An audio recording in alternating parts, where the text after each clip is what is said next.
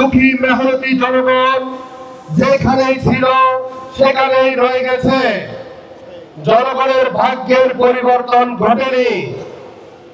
জনগণ আমাদেরকে পলাতক হাসিনা বলতো, আমি জনগণকে মোবাইল দিয়েছি, জনগণকে এটা দিয়েছি, ওটা দিয়েছি, কিন্তু আসলে সে জনগণকে কোনো কিছুই দেয়নি।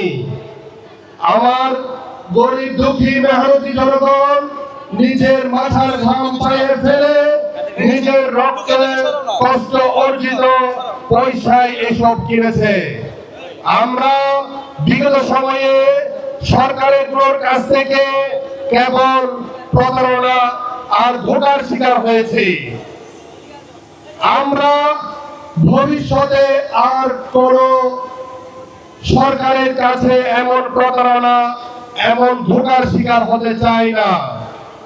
আমরা এমন দলকে রাষ্ট্র ক্ষমতায় দেখতে চাই যে দলটি কেবল জনগণের কথা বলবে, কেবল জনগণের উন্নয়নের কথা চিন্তা করবে, জনগণের টাকায় নিজের ব্যাংক ব্যালেন্স, নিজের পকেট ভর্তি করবে না। আমার বাংলাদেশ পার্টি সেই রাজনৈতিক দল।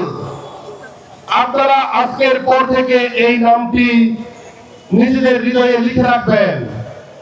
যদি আপনারা সাপোর্ট করেন, যদি আপনাদের সমর্থন পাই, আমার বাংলাদেশ পার্টি সেই দলটি হয়ে উঠবে যে দলটি কেবল জনগণের অধিকারের কথা বলে।